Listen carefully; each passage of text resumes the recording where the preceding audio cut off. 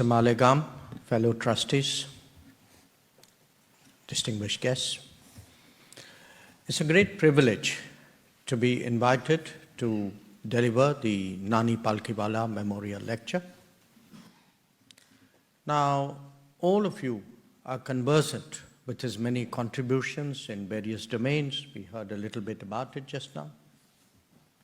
And he had a well-earned reputation as a defender of freedom and of liberty, as well as an advocate of economic reform. And that too at a time when it was not accepted wisdom. His two particular incarnations with which I personally connect are the associations with the Tatas and his ambassadorship to the United States. He was, of course, a great patriot, but also one who sought to give practical expression to those sentiments. It is only natural that we all remember him today. 16 January is his birth anniversary, I believe. And our thoughts turn to the prospects of the nation that he served so devotedly. Now, before I get into my remarks, let me also underline that my first significant foreign policy address for 2025 at home is taking place outside New Delhi. This reflects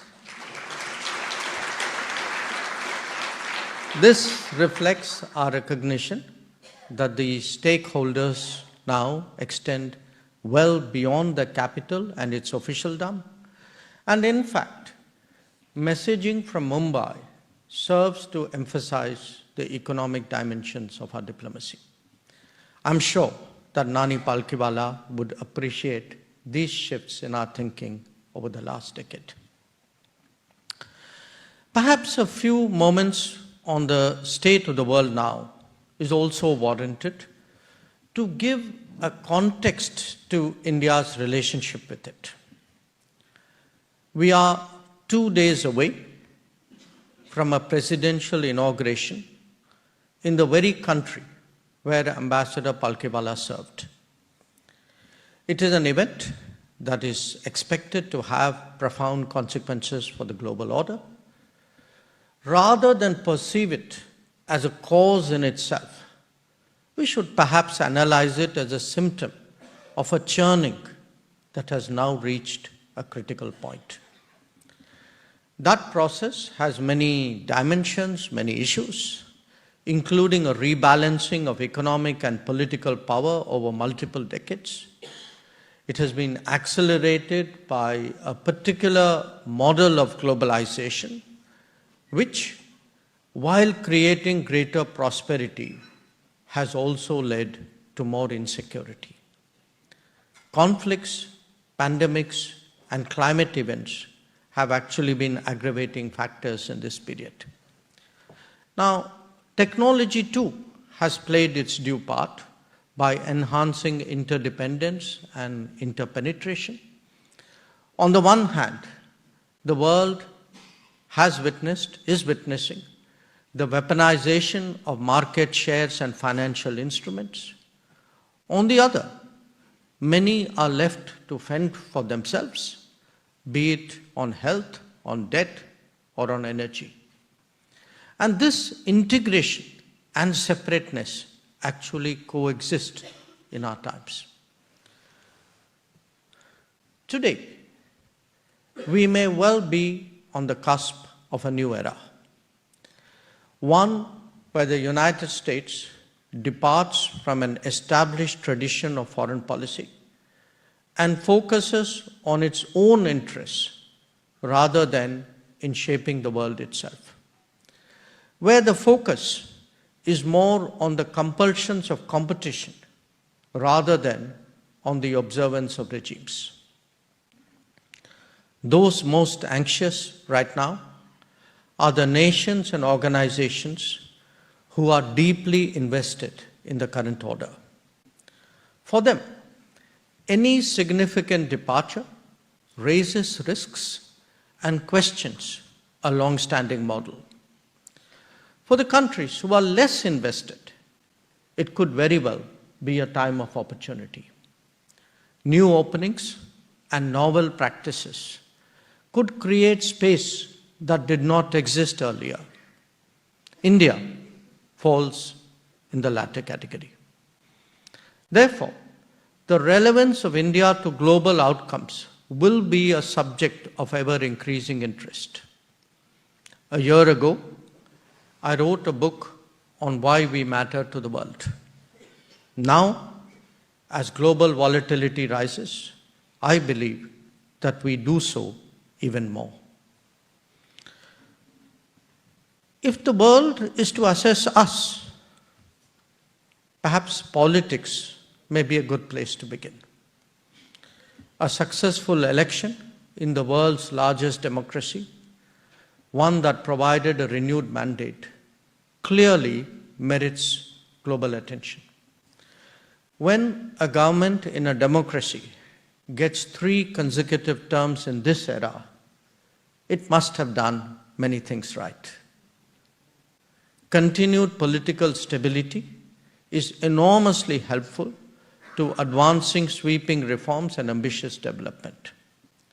For the world, it is also an important factor of comfort. We are already the 5th largest economy, likely to be the 3rd very soon. This is further enhanced by the scale of our talent and the difference it can make to creating trusted supply chains. Simply put, a world in transition has a greater need for what India has to offer. So how does India itself perceive the world? Overall, we have a positive and optimistic view that recognizes opportunities while being cognizant of the risks. This itself sets us apart from many others who are less sanguine about their prospects. There's no question that India has reaped significant gains from a globalized era. Much of that tends to be defined economically, but there are strong political and I would say even cultural facets to it. By any metric, India has visibly risen in the global pecking order, with the likelihood, as I said, of advancing even more.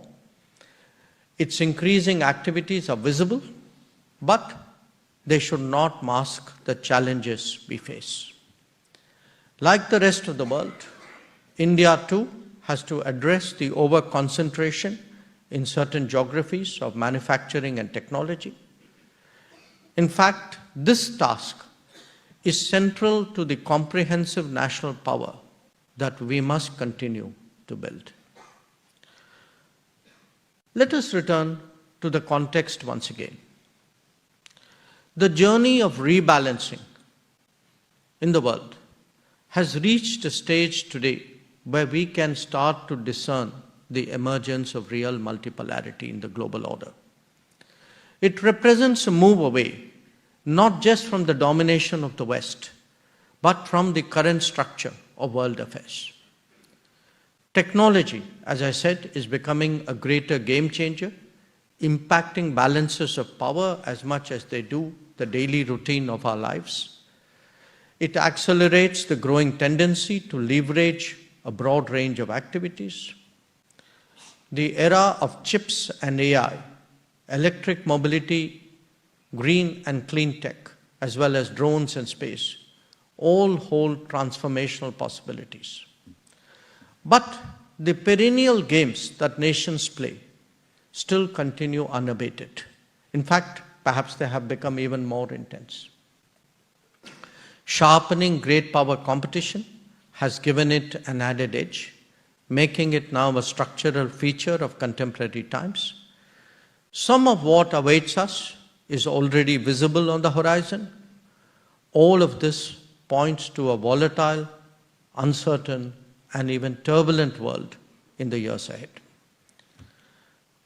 Now, the challenge for India is to undertake its rise in such unpredictable circumstances.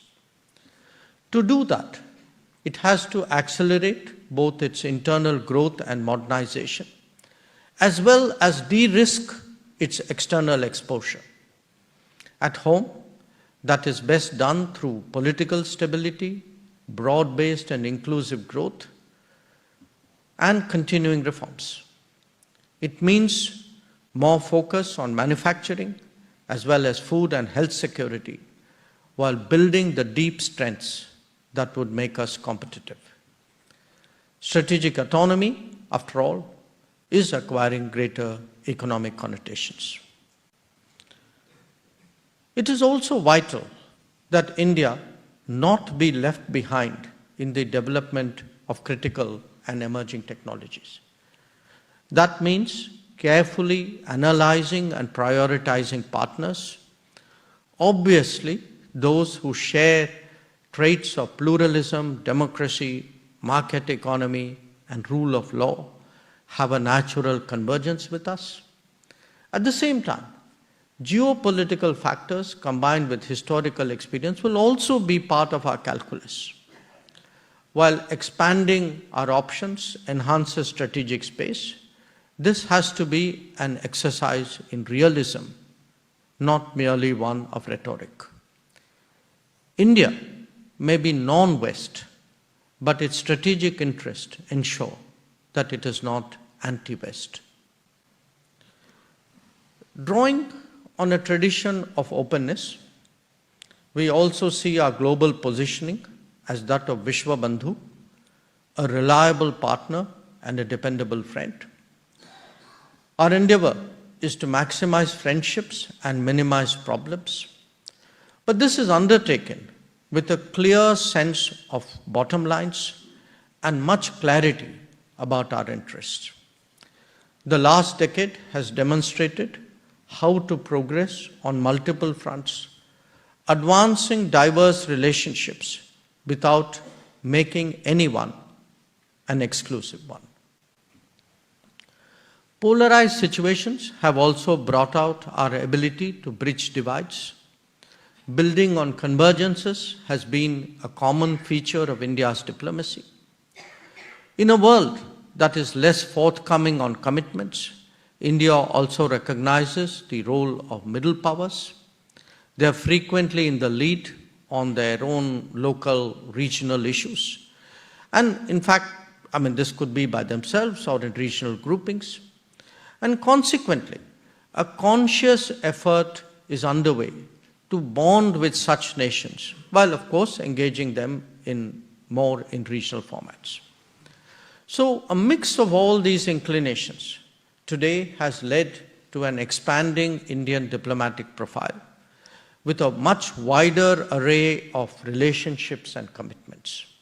And you can see that. It is visible from the Gulf and Africa to Latin America, Caribbean, I would say even the Pacific Islands. Though committed to multilateralism, India also has to deal with the reality of greater competition and a deeper gridlock in that world. This encourages engagement through issue-based agendas and partnerships. The Quad, the BRICS, and IMEC are notable examples. But it is actually India's ability to reconcile these memberships that is worth noting. Understandably focused on competitive international relations, what also distinguishes Indian foreign policy is its post-colonial sentiment. We have a deep solidarity with the Global South, whose members often see us as their voice. The underlying outlook of the Global South, as you all know, is of fierce independence, respect for sovereignty, and resistance to being pressurized on issues of national interest. It explains its inclination to enhance relationship without diluting its freedom of choice. But of course, this is not always easy to understand, and therefore we have to often explain to those who have been brought up in the culture of alliances. So the interactive dynamic between India's domestic outlook and its foreign policy, this must also be grasped if we are to appreciate recent changes. Some key relationships, such as with the United States, China, Pakistan, or Israel, have actually been approached with far greater realism. This is a result of shifts in our country, in our society, in its politics, in its economics, I would say even in our security thinking. Particularly with respect to the United States, India has been able to overcome what Prime Minister Modi has described as the hesitations of history. This phrase actually captures an era where Indian policymakers were instinctively suspicious of the United States and consciously limited the extent of cooperation. By doing so, they not only constrained our own options, but actually created assumptions in this regard among competitors. The debates about the Quad are instructive in this regard. Now, once India abandoned this earlier mindset, the benefits of deeper cooperation have become apparent. They are there for all of you to see.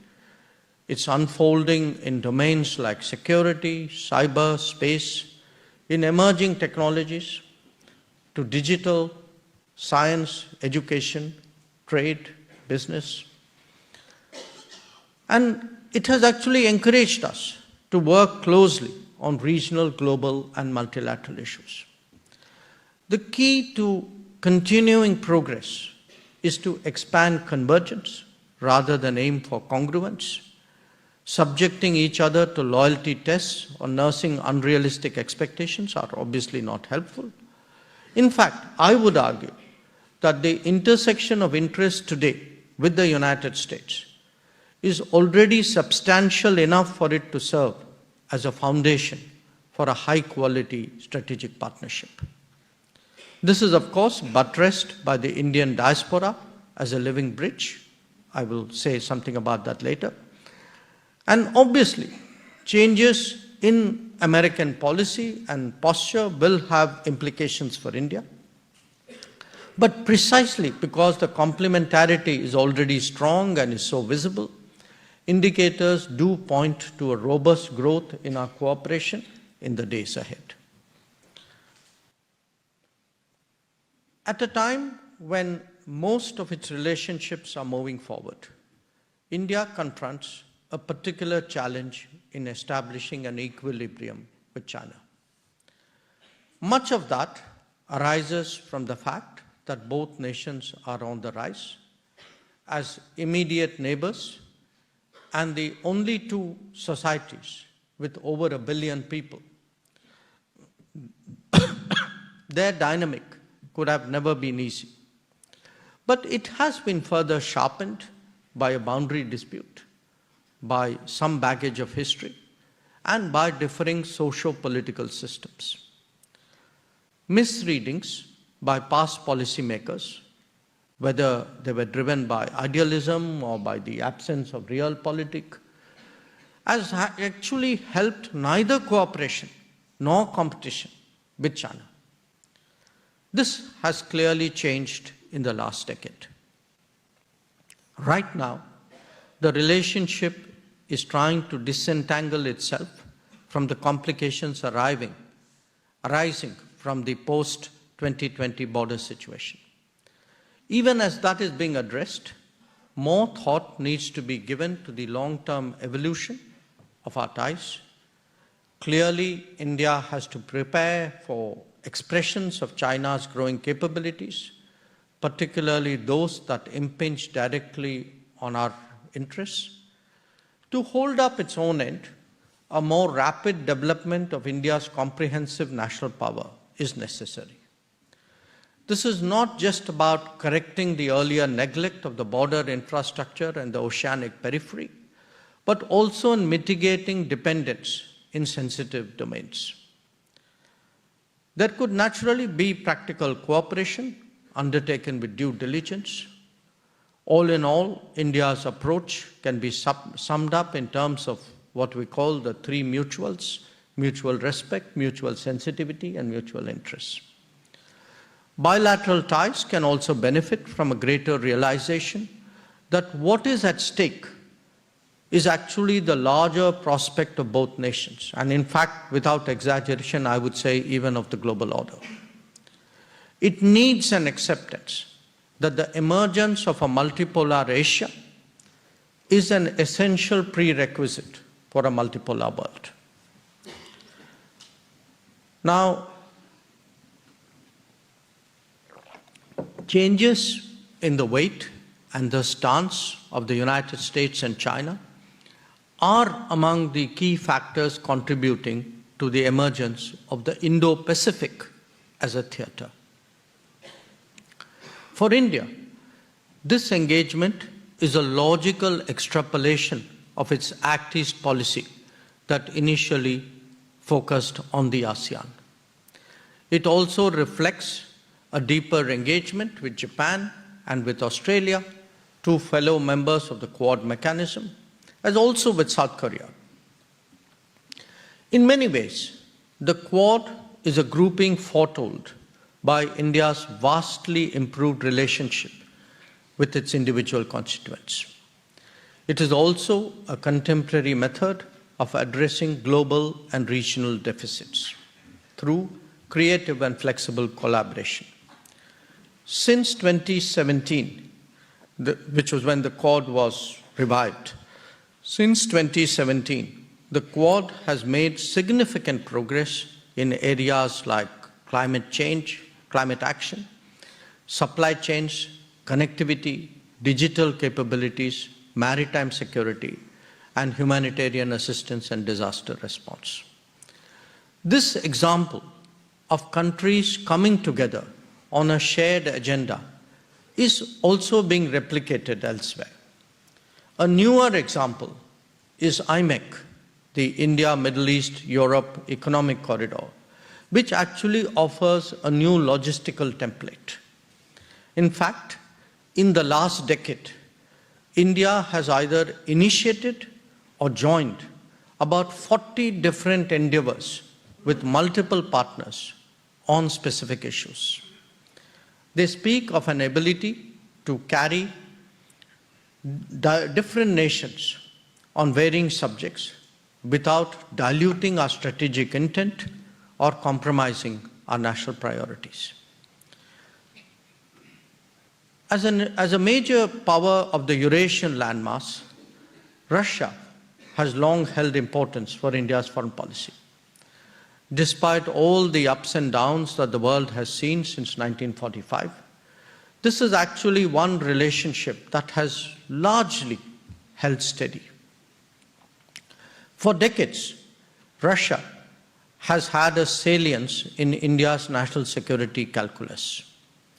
Currently, as Russia is redirecting its attention towards Asia, there is actually a further logic that is emerging. Deeper economic cooperation between India and Russia has a stabilizing consequence for the global economy. The connectivity potential of the collaboration also holds great promise. India's expanding footprint will inevitably meet Russia's influence in many regions. And like the rest of the world, India is not impervious to the implications of the ongoing conflict in Ukraine. It has been a persistent advocate of dialogue and diplomacy and is convinced that a solution cannot emerge from the battlefield. The strategic awakening of Europe is another scenario of considerable interest. In recent years, the impact of supply chain dependence, energy concerns, and geopolitical challenges have been visible on Europe's collective persona. Since 2014, India has consciously stepped up its engagement with the European Union, its individual members, and even its sub-regional groups. The resulting collaborations have been beneficial for our national development. Apart from the US, India is the only nation with whom Europe has established what is called a Trade and Technology Council. Negotiations on a free trade agreement with EU are underway, while that with EFTA, which is a collection of 4 other European nations, was concluded last year. The conversation is now also focusing on India as a production and supply chain partner, especially in domains that value resilience and trust. That Europe now perceives stakes in the Indo-Pacific is a welcome expression of its expanding worldview. Now, an adept navigation of the global landscape, the landscape which I have presented to all of you, that is naturally key to India's prospects. And the task begins closest to home. India's challenge has been to rebuild a neighborhood in the aftermath of the partition. It is now doing so through a generous and non-reciprocal approach, funding and supporting energy, rail and road connectivity, expanding trade and investment, and intensifying exchanges and contacts. In times of crisis, be it the pandemic or the economic meltdown, India has actually served as an insurance for its smaller neighbors. Sri Lanka discovered that in 2023, when India put together a package of more than $4 billion, even while the rest of the world deterred. It is also a reality that political developments may throw up complex situations, as we are currently witnessing in Bangladesh. The very purpose of closer cooperation and contacts is actually to address such contingencies. At the end of the day, it is the mutuality of interests that should be counted upon to prevail. Pakistan remains the exception in our neighborhood in view of its support for cross-border terrorism. And that cancer is now consuming its own body politic. Obviously, the entire subcontinent has a shared interest in Pakistan abjuring that approach. There are also issues in respect of 2 other neighbors, Myanmar and Afghanistan. We in India have long-standing people-to-people ties with both societies. And we must be mindful that those more proximate have stakes which are quite different from others far away. Even as India's growth serves as a lifting tide beyond its borders, the extended neighborhood too is keen to revive its historical connections. 3 decades ago, our Southeast Asia, led by Singapore, displayed that interest, laying the foundation of what then came to be known as the Act East policy. In the last decade, the United Arab Emirates has spearheaded an even deeper effort on the part of the Gulf kingdoms. This region houses India's largest diaspora, is among its key trade partners, as well as a dominant source of its energy needs. It is now increasingly investing in India's growth and partnering it in collaborative ventures. The current conflict in the Middle East is therefore as much a cause of anxiety to India as it is to others.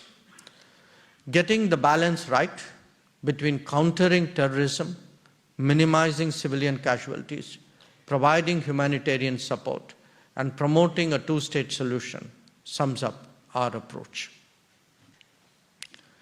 To the south, Prime Minister Modi in 2015 laid out a strategic maritime outlook, which we call Sagar, that provides for forging much closer ties with other island nations of the Indian Ocean. And towards the north, the initiation of a structured engagement with the Central Asia Five marks the next stage of our partnership. In the mandala of Indian foreign policy, this extension of the neighborhood actually provides launching pads for India to operate beyond, be it the Indo-Pacific, Africa, the Caucasus, or Eurasia. Since 2023, India has also convened 3 Voice of the Global South summits to bring to the fore pressing concerns of the developing world. As India rises, the expectations from the Global South are that it would champion their interests, and that expectation would go commensurately. Our G20 presidency and supply of COVID vaccines to 99 nations has certainly strengthened India's credentials. Already, India is among the top trade and investment partners of many African nations. But it is steadily moving up the ranks where Latin America and the Caribbean are concerned. Political solidarity and economic activities are strengthened by Indian development projects, which today cover 78 nations across different continents. And we are deeply involved in training and capacity building in many of these countries. For nations of the Global South, India serves as an encouragement because our achievements can be easily transported to their societies. And this has become particularly apparent in digital, in health, and in educational domains.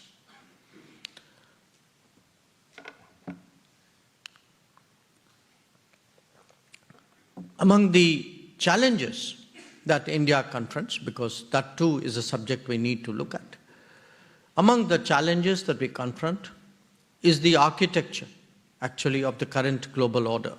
And this is an architecture that was devised 8 decades ago. Since then, the membership of the United Nations has actually quadrupled. And the post-colonial world has staged an economic and political recovery, which is of course still underway. And these constitute very powerful arguments for change. However, the United Nations remains obstinately stuck in the past, mainly due to the vested interests of a few. By resisting the reform of multilateralism, these nations do it no favor. On the contrary, countries are compelled to search for solutions beyond the orthodox constructs. Where India is concerned, we seek to harness a growing body of world opinion that would like to see India permanently in the Security Council, even while we are active in the interim. Now, while the United Nations may be a focal point of this debate, forces of change are also creating new institutions and new groupings. These are being assessed and in many cases even being initiated by India in a utilitarian manner. Apart from institutions, there will be the inevitable tussle regarding agenda setting. India has already been active with regard to counter-terrorism and maritime security. These were 2 issues which we took up very strongly when we were last in the Security Council. But there are entrenched issues, issues like trade, development, and climate action, as well as emerging issues like AI, cyber, and space. One aspect of the transition India is undergoing is our keenness today in contributing more to the setting of rules and standards. Of late, India has also been a source of ideas and initiatives for global good, such as the International Solar Alliance and the Coalition for Disaster-Resilient Infrastructure. We have been a vigorous advocate of food security, of climate-friendly lifestyles and wellness practices, and all of you know about the International Day of Yoga. Progress in India will be a crucial aspect of achieving global SDG targets by 2030. That the country is striving hard in this regard must be appreciated, as indeed our influence on others who are similarly engaged. Another dimension of India undertaking growing responsibilities is our role today as a first responder when it comes to natural calamities and other situations. And we have seen that from earthquakes in Turkey and Nepal to cyclones and mudslides across the Indian Ocean. We have provided both vaccines, medicines, medical personnel to other nations during the COVID pandemic. And this approach, this thinking, is equally visible as we deploy multiple naval ships to counter drone attacks and piracy in the northern Arabian Sea and the Gulf of Aden. In fact, contrary to the trend that is today prevailing in the world, India is actually stepping forward to undertake more global obligations. Now, it is not just our intent, but also capabilities that have caught the world's attention. Much of what has changed, and I would urge you to reflect on that, much of what has actually changed is because 75 years of modern democracy have actually transformed our society. We are today visibly less elitist and reflect progress on a much wider landscape. Whether it is politics, business, bureaucracy, or sports, exemplars are more grounded and more homegrown. They use a different vocabulary, they propagate their particular concepts, and they voice their own ambitions. Much of their thinking is rooted in our culture and our heritage. And at the same time, there is a deep passion to forge ahead in the quest of modernity. Prime Minister Modi is himself both an example and a spokesperson of this phenomenon. His advocacy of respecting tradition while advancing technology resonates widely in the country, I would argue even beyond. This has even ignited a debate about the self-description of the nation. Through the greater usage of the historical name Bharat, we signal a civilizational state regaining its place in the Comity of Nations. The narrative of India as a democracy that delivers is also gaining traction. A return to high growth after the COVID is a testimony to the responsible manner in which the pandemic was handled, as well as of the reforms that were undertaken in this period. By making it easier to do business, ensuring ease of living by debureaucratizing, building a modern infrastructure, prioritizing the manufacturing sector, and ensuring greener growth, the nation today is on course to realize its potential. An enthusiastic embrace of the digital technology world has also vastly improved governance, enabling welfare benefits to be distributed with increasing efficiency and scale. At the same time, educational reforms and promotion of innovation has helped create the world's third biggest startup ecosystem. Now, all of this matters because they contribute to India's overall progress, certainly, but in the eyes of the world, they overcome our past reputation as a development laggard. The enormity of the transformation that is underway is highlighted by a digital backbone, and I would like you to appreciate the consequences of this. We today provide nutritional support regularly to 815 million people in this country, or subsidized or free health access to 340 million. We give loans every year to 58 million small businesses. And in the last decade, we have built 40 million homes. That means for almost 200 million people, for those with low income. Now, this happens even as age-old challenges of electricity, piped water, toilets, and roads are being addressed. In the last decade, a record number of people have come out of poverty, and the expansion of the middle class has considerable production and consumption implications. But beyond the story of economic mobility, there are milestones that indicate what the future holds. In the last decade, India has built 7 new airports annually, almost 1.5 to 2 metro systems per year, laid 28 kilometers of national highway and 14 kilometers, 12 to 14 kilometers of railway track per day. It has doubled its educational institutions in the same period. And this is now an era of moon landings and a Mars mission, of COVID vaccines and digitally tracked vaccination, of an indigenously developed 5G stack, of drones and of nano-fertilizers, one where Apple has now set up a large production base in the country. Every month, 13 to 16 billion digital cashless transactions, which are multiple times the level of the United States and China put together. This is what is actually happening around us. Now, sometimes all of this is taken for granted at home. But I assure you, the world definitely sees the change, its scale, and its intensity. Now, the examples of such changes are visible in other domains as well. Colonial era penal codes have finally been replaced by those which are more appropriate to national circumstances. Education in Indian languages has found greater encouragement. Appreciation for local products is gaining ground.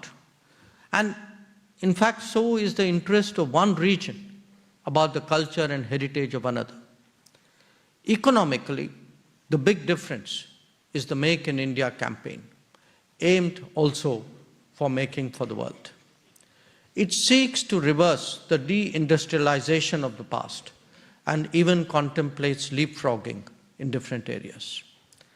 Underlying it is a belief that only by reviving manufacturing can India actually generate its own technologies.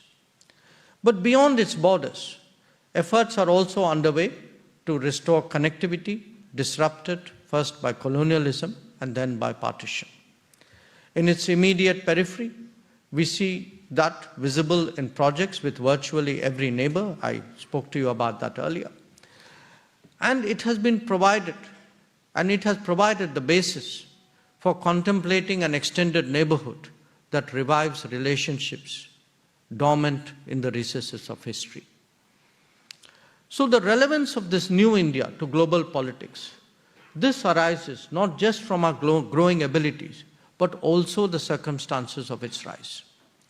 Particularly in the light of COVID experiences, there is today in the world, and this is a very broad sentiment, a much sharper awareness of the risks to the international economy of over-concentration, whether we are talking about manufacturing or of emerging technologies.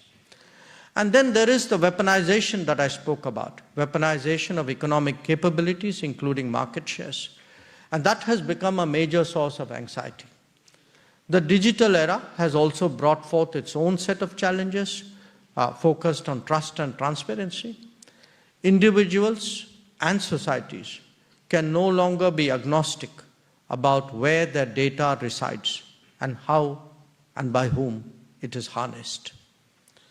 Yet, the reality of globalization cannot be denied. So we have to find solutions that are much more in the direction of de-risking rather than decoupling. In the search for collaborative answers, India certainly can make a difference. Its improving manufacturing can embed it much more deeply into contemporary supply chains. Our digital and now emerging semiconductor capabilities can make us a partner of consequence. Already there are somewhere 1,800 global capability centers operating in India, which are generating an impressive level of exports with the promise of growing steadily. These trends would be reinforced by rapid modernization and higher growth rates that we intend to achieve. In different ways, debates on the key global issues of our times will also lead the world towards India. For a start, the knowledge economy is putting a premium on deployable human resources.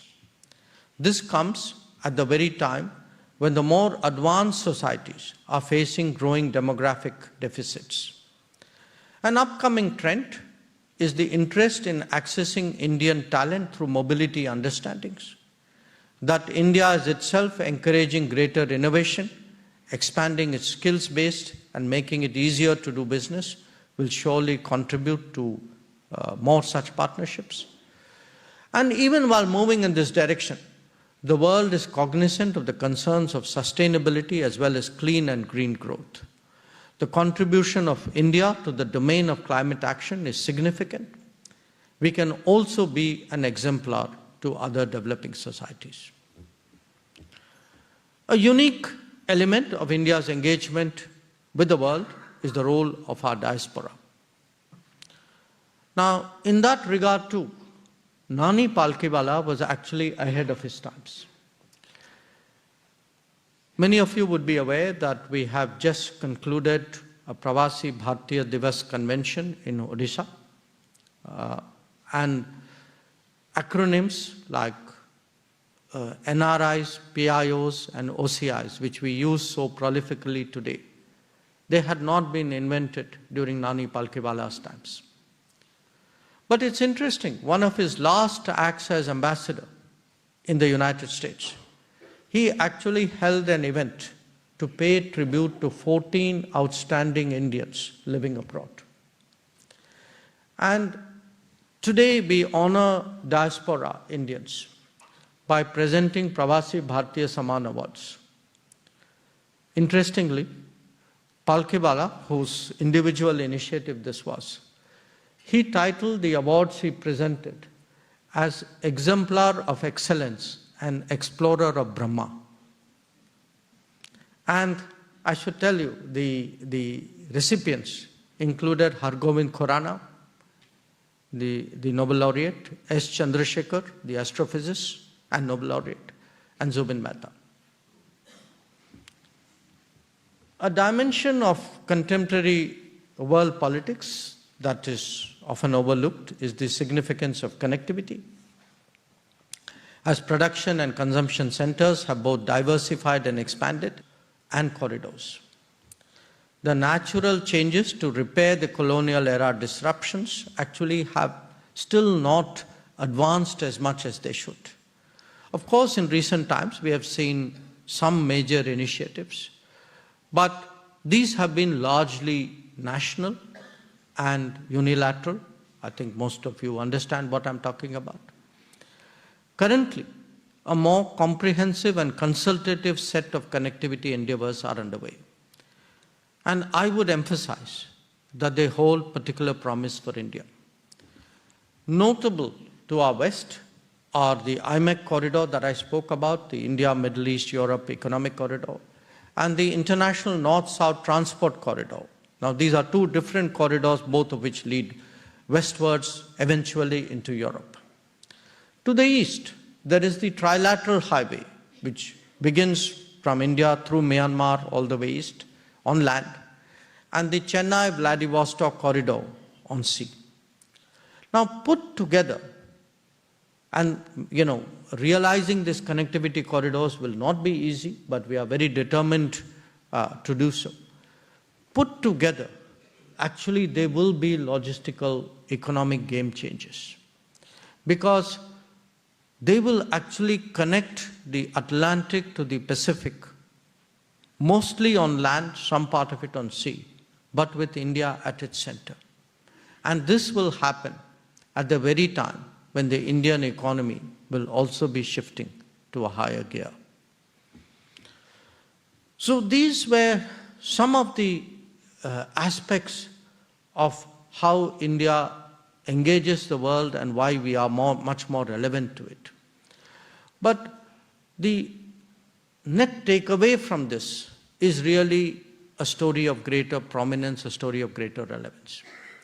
And for that very reason, it is also only natural that the world is asking itself, What kind of power will India be when it becomes larger and stronger? Recent experiences with others will surely encourage it, the world, to take history, culture, and politics into account.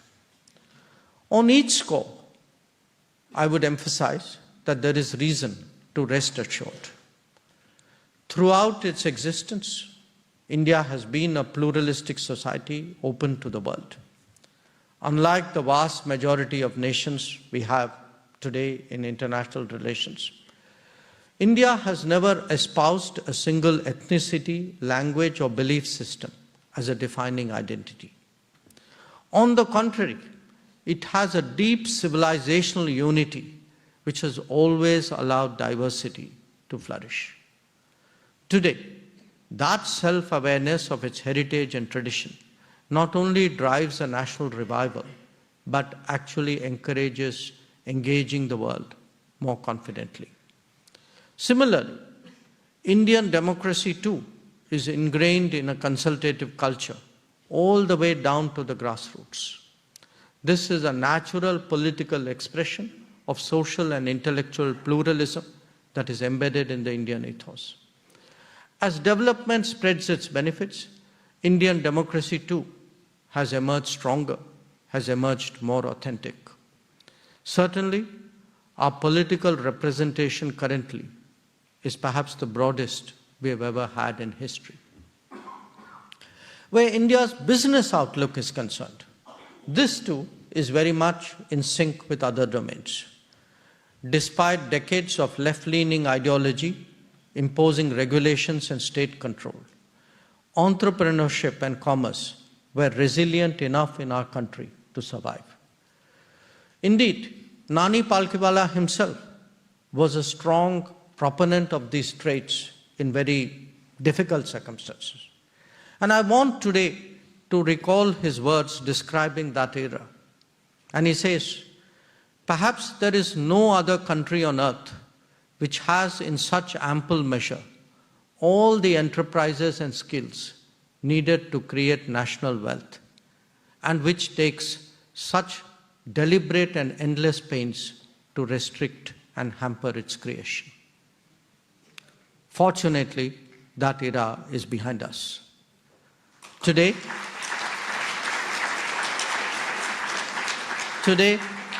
we strive to make it easier to do business, to reduce the burden of regulations, to expand the forces of production and innovation, because it is only then that we can be effective in employment generation. It is a combination of these different dimensions that will define India in the days to come. On the world stage, it will not only drive political and economic rebalancing, but probably a cultural one as well. India's growing capacities are now on display in various fields, whether it is production or consumption, technology or connectivity. It is featuring more in the assessment of others. While India's rise has clearly global consequences, its progress in various domains also has a resonance with a broader constituency. When the global order is under churn, the international community is well served by the endeavors of a power, by the growing endeavors of a power that is comfortable with the world. A stronger India will contribute more, undertake greater responsibilities, and facilitate the de-risking of the international economy. In fact, our economic energies can help shape the re-globalization process, which is underway, and add to the engines of global growth. Strategically, India's voice and influence will strengthen those who seek respect for international norms, rules, and law. For all these reasons and more, India's more prominent role in world politics will be welcomed. As we forge new pathways in the world that awaits us, the guidance provided by Nani Palkhivala and others like him serve as a compass.